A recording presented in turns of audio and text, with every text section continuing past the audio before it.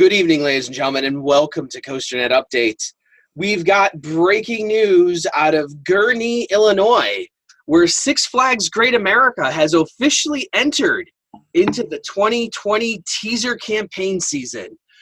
Jeff, welcome to your first update here. Jeff is a longtime member of COASTER.net, also does all of our great news for us on the site, so he is well-versed in what goes on at Six Flags and around the amusement industry, because, you know, Danny is on his trip in Europe right now, so he is unavailable. Yes, finally, Danny is gone for 2 weeks riding stupid roller coasters. Anyway, Jeff, so we get this teaser, and it's a video, it's a newscast, and we see a lot of the same people, maybe from last year's MaxxForce. They're you know, in the news studio, moving to the MaxxForce, to a picture, a video shot from Hometown Square, looking at MaxxForce. But they're talking a lot about summer. So, what were some of the things that came to your mind, Jeff, when you saw this? Well, the first time I saw it, I didn't catch very much, but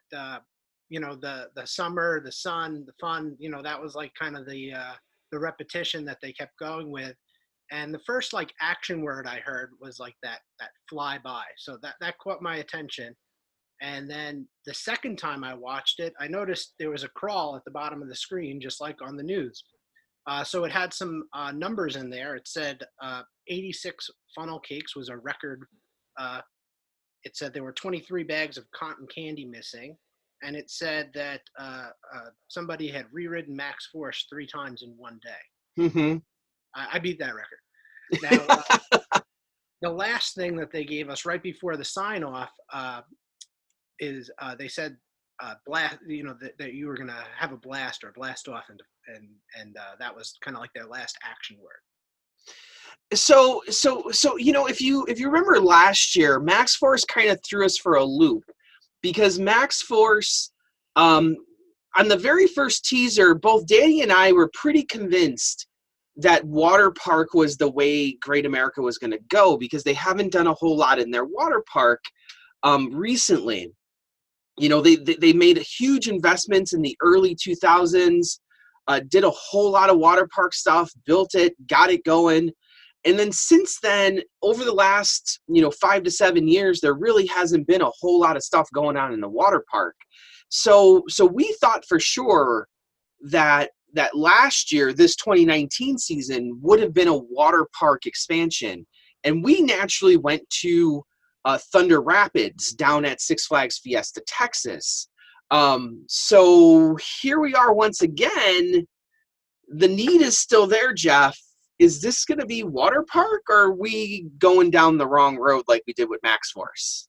I don't know. I mean, if we keep saying it every year, eventually we're going to be right. But, you know, because of the sun and the fun and that repetition, you know, I thought that too. I also thought, because they're talking about a record-breaking attraction, that it wouldn't be like a kids a kids edition or like some sort of flat package, unless it was a high thrill flat package, but they just put in MaxxForce. So, you know, water park does make the most sense, I think, for, something that the family can enjoy that's not for the high thrill market, but could still set records.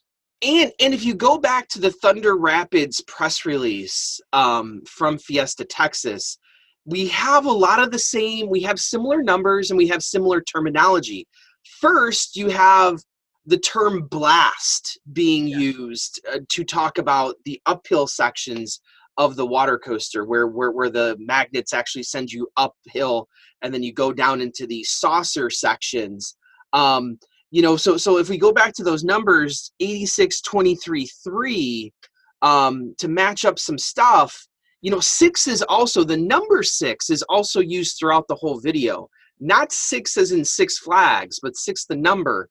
And it's interesting that that Thunder Rapids had 4 saucers and 5 uphill blasts, so you're in that same range. They also make a big point of calling it a 3-story tall structure. So once again, we have the number 3 there.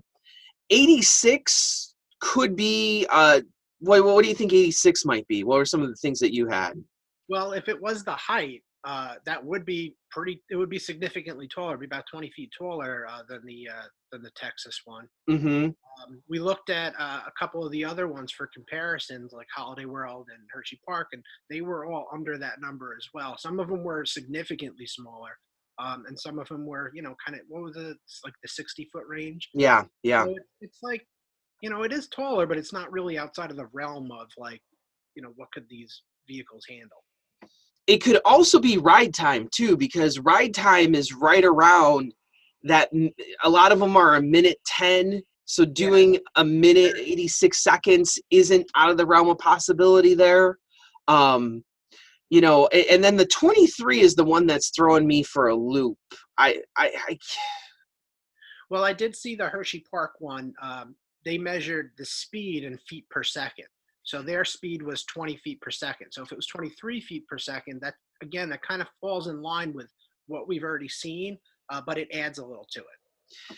Yeah, so a lot of these numbers are lining up directly. A lot of the numbers and the terminology is lining up directly with a Thunder Rapids type water coaster, with the saucers, with like we saw with Breaker's Edge, that type of deal. Um, and it makes sense. It makes sense for Great America to maybe focus a little bit on their water park. Their water park, I can tell you from going to Great America a lot, their water park is a huge attraction. And I was really surprised this year when MaxxForce was put in and not a water park edition. The question is where they would put a water coaster like this. There's some room there. There's also room that you could build out into the parking lot. So it's not out of the realm of possibility here. It's not like it's an impossible task to fit this somewhere. It would take some creative thinking. I think it's not clear, blatantly clear where it would go. But even if you remember next to MaxxForce too, they had a pretty simple fence up there separating the water park from the dry park as you're exiting MaxxForce. It So seemed like it seemed like that bridge that they had there that was like kind of not functional, maybe could be functional. If they put like a, kind of a net or a fence around it, that kind of goes all the way around so nobody messes with the ride. yeah, That could be an entrance or an exit for something in that area. yeah, because you have all that area right next to there. I know they have to put the train back. So the bridge, the bridge you go under for MaxxForce is for the train. They're still working on bringing that up. I don't think it's quite open just yet. I haven't heard any reports. I haven't been there for a few weeks. But they have all that area right there, and it seemed like everything was kind of temporary to me, as I got that very distinct feeling of the fences were temporary, the layout of what was happening in that area was temporary. And I don't know if there's enough room. I'd have to look at a Google map, and it's hard to see on Google Maps without having MaxxForce there as an overview to get a really good sense of what land is left there. But if you send something out towards the parking lot or even on the other side of the water park too, drawing people, a lot of people stay on the front side of the water park, draw people to the back. Or maybe they could be removing slides. A lot of people are removing their tornado slides lately. So it would be interesting to see if future episodes, if they start talking about removing the tornado slide that we've seen done at a lot of places over the last few years. Maybe it just replaces another slide that's already there. That's an older slide complex. So water park, water coaster, is that where we're at here again? I feel like that makes sense. The only other thing I can come up with is they really need to redo part of their kids section. The old camp cartoon, they had to remove all the Scooby-Doo stuff, the Flintstone stuff, because they dropped all those licenses. So now it's kind of like just this generic area over back by Mooseburger Lodge that you remember quite well when we went out to lunch. So that area right there, that's the only other possible thing, but I don't even know how these stats would play Well, into it. there were two locations that they did show off. They showed off the train station area. Uh, Hmm. you'd know the layout over there better. And then over at the very end of the video, they showed the Joker. Yeah. I don't know if that's significant, but I did notice that they have like go karts over there, and I feel like that's kind of a loser for big regional theme parks. I've heard rumblings.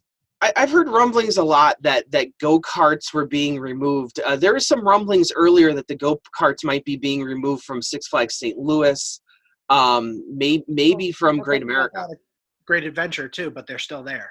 Yeah, so I would love to see the go-karts. I hate walking by the go-karts because of the smell, because of everything that goes on there.